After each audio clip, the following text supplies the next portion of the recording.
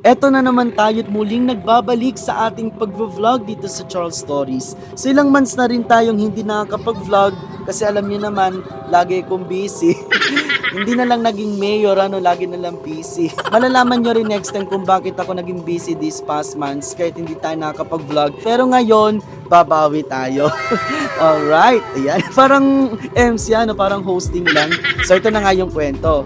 Bandang hapon, nitong November 1, nagpunta kami sa May Hangga para kunin yung in-order naming turones. Yung turones, para siyang ka-size ng lumpiang Shanghai. Tapos, bumili na rin kami ng 2 bulaklak para sa inang at amang ko.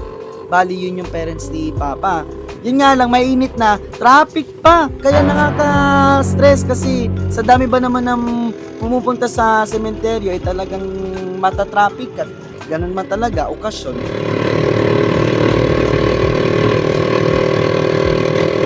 Sa nga pala, sa may O-Save, sa may San Pablo, bumili na rin kami ng snacks doon para may pangkain kami sa may sementeryo.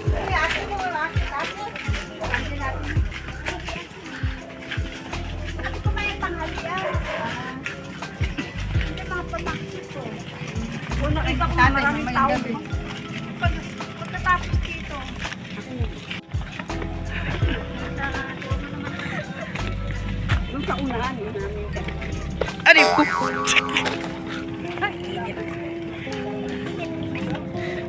Hindi nakita si Mama.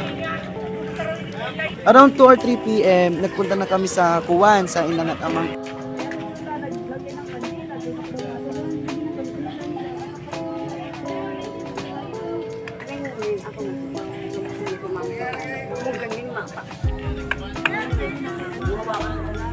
Pinakisuyuan namin sa pinsan ko yung pagtutulos ng kandila saka paglalagay ng bulaklak kasi lusak nga sa may ibaba, may tubig tapos may tuyong damo. Di ko nga malaan kung kailan patatambakan yung daanan din para makababa na.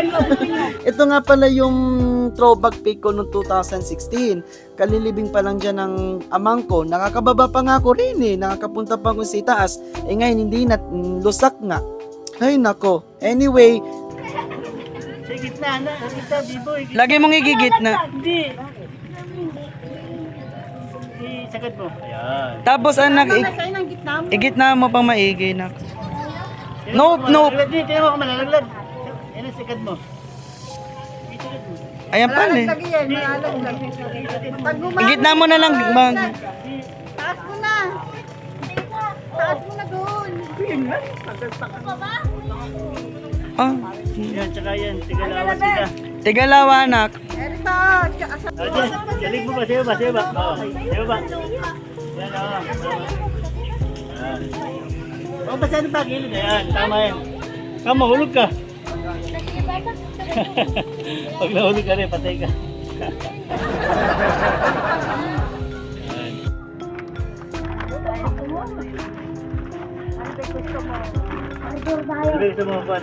Dito na nga kami nagkainan sa may pansyon. Ang saya nga lang kasi, ang dami namin. Tapos nagkikwentuhan kami, sabay-sabay kaming kumakain. Ang mga main character, Ano yung mga character?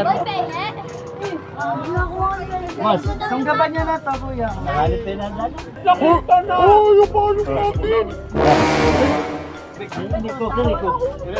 Nahulog na ba yung payong natin? Sara naman. Payong natin yun. Ay, ka na.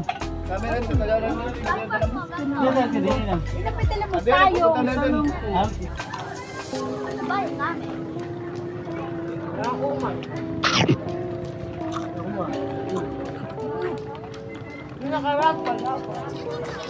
Kaway ka din. Hindi, dito. Bumaba.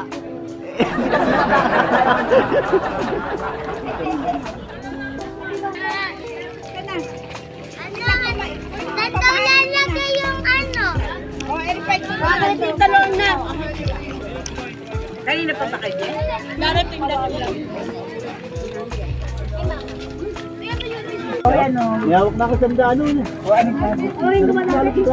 Bago may kulo. Ngayon mo lang pinili, para kami kausap na. Magkano na kayo binibenta?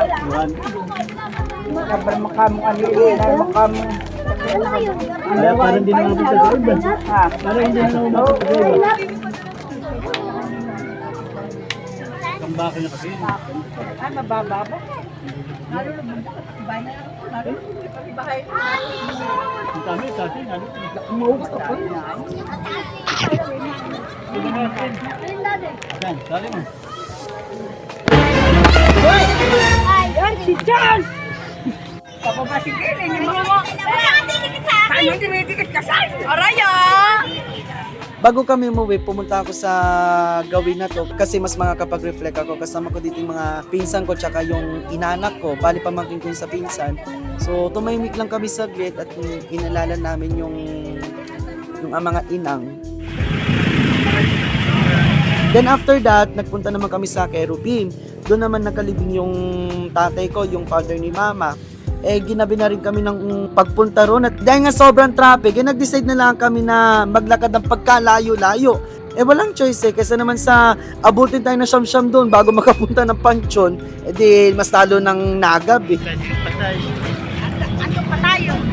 Ha?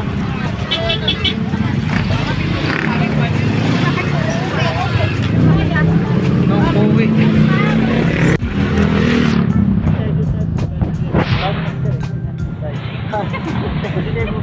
Talaga naman po, abutin tayo na siyam-siyam. Kaya nga. I-extend yan hanggang alas 10.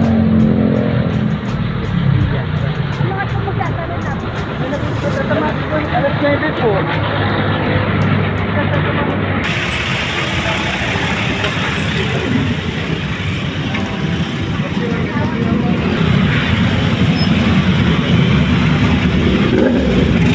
Ay, lala ng traffic.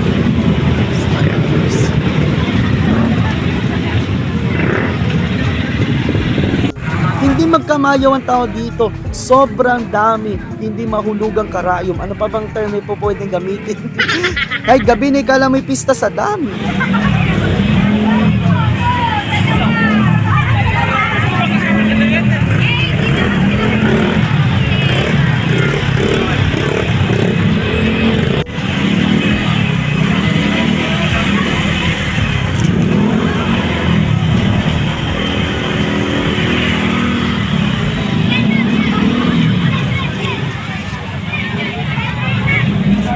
Nagsisilbing liwanag yung mga kandila na nakasindi sa bawat nicho.